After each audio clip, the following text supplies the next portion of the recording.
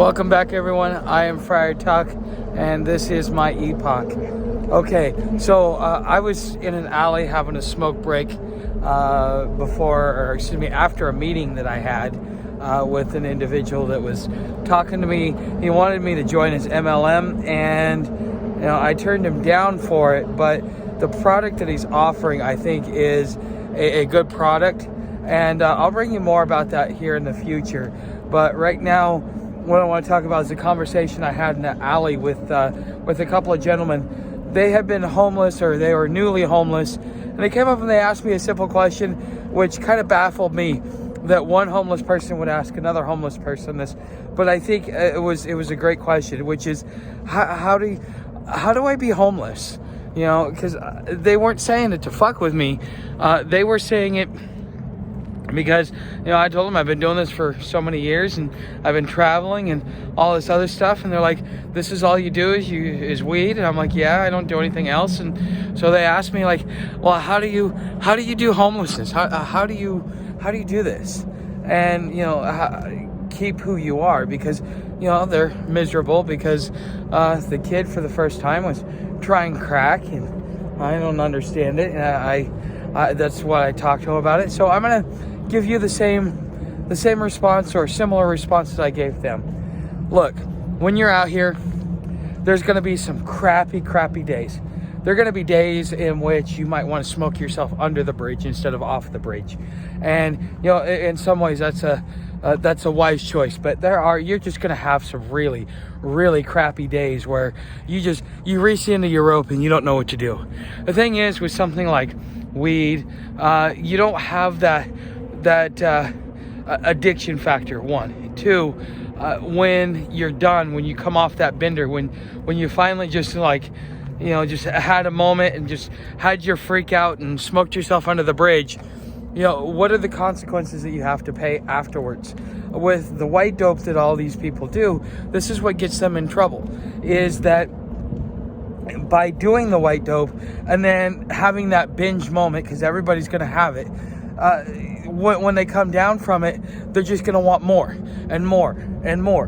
And weed is just not like that. It's you like your weed, you like to sit back. It's like somebody likes to have a beer after work. There's no real, it's the person, that's one of their things that they like. And so when it comes to being homeless, if you really want to survive out here, not get caught up in the drugs, not get caught up in all this stuff, one of the things that you're going to have to realize is that, yes, you may have to live within the homeless community. But as Christians have always told me, you got to be in the world, not of the world. Okay? Which means that you go in there for services, but you're not really there to commingle. You're not there to create too many relationships. You're not there to really do anything other than get services and then go off and be by yourself, where you can where you can get work done, or whatever it is that you made a plan to do.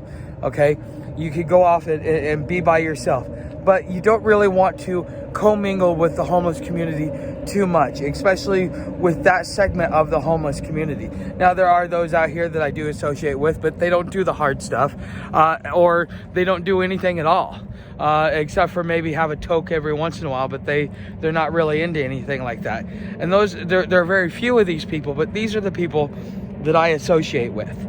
Okay, and so for me, when I go out and I'm homeless, yeah, I may sleep in an area where a lot of homeless sleep because I know it's safe.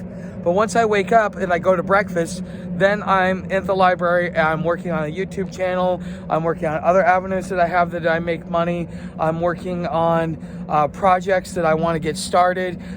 I'm keeping myself busy. Because, just like when you did after-school sports, the reason why after-school sports kept you out of trouble was because it kept you busy doing something else that was more productive. And so therefore you take the same approach to it when you come out here, is that if you focus on things that are productive, that will help you reach the goal of either getting off the streets, or in my case, just having a little bit more means so that you can live comfortably without being like constantly struggling to get basic resources, okay? And past that, I don't have any real aspirations other than some goals that I have that I want to accomplish.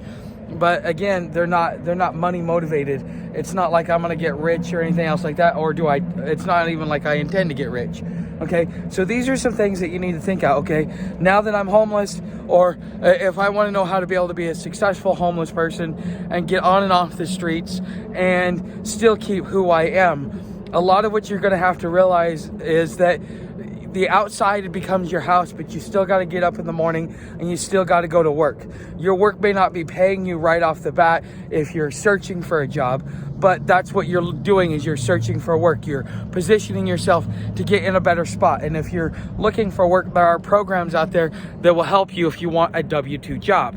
Now, if you're wanting to be like me and be self-employed, well, there is no help out there for you. So therefore, you just got to look at it, and you got to have the entrepreneurial spirit and the entrepreneurial drive.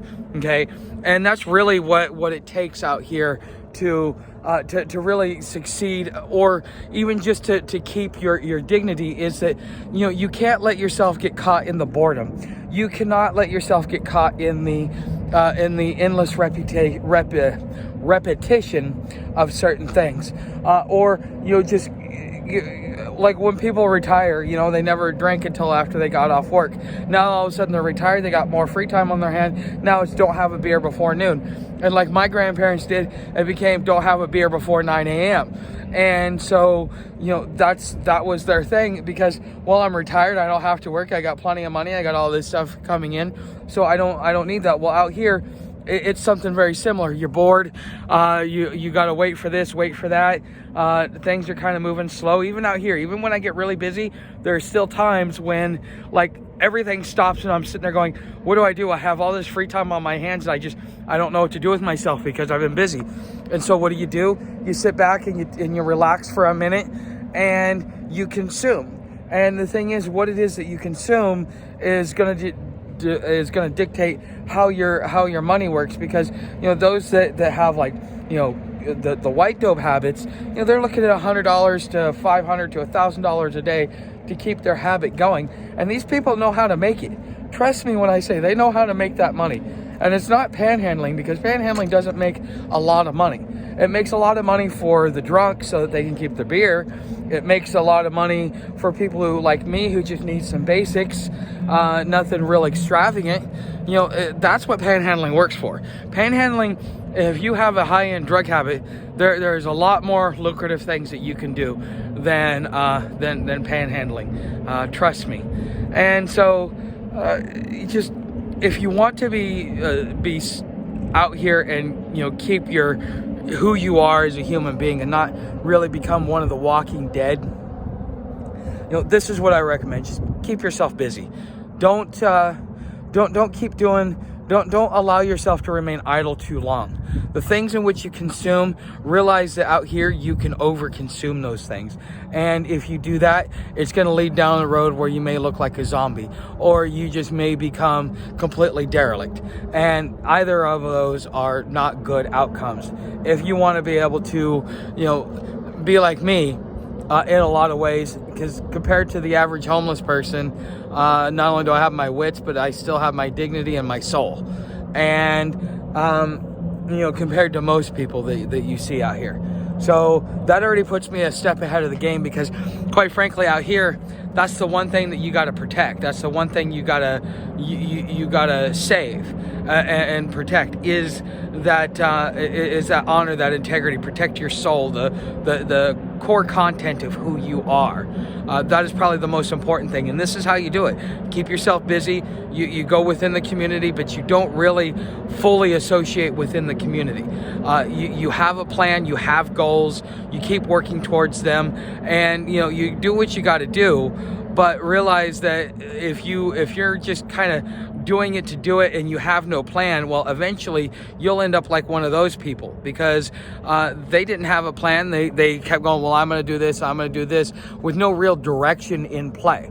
And then after a while, it just became, I'm just going to sit back and I'm going to do my whatever it is that they do. And then after a while, it's just like, why don't I just do that all day? Nothing's ever going to really change. I'm not really going to get any headwind. And then they start talking themselves out of it. Okay, this is why being productive, having drive, stuff like that, you can't let the situation take you down. You just have to accept that you're where you're at. Look at it like a long camping trip if you have to. And then go out there and get the job done, get work done, do what it is that you need to do.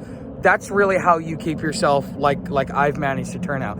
That's why I've been on and off the streets for 25 years, and I didn't get a criminal record while I was on the streets. I didn't develop a drug habit while I was on the streets.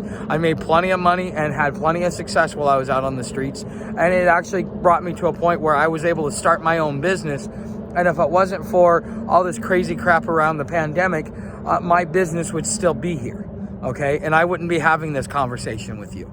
But, things happen. So, there are people out there that succeed where most people fail, and those are the people you got to pay attention to. And that's why I hope you become a subscriber. So if you haven't become a subscriber, go ahead and subscribe. If you are, don't forget to hit that bell notification, and I will see everything else that you want to do to help the channel is down in the description. Thanks for watching. See you in tomorrow's video.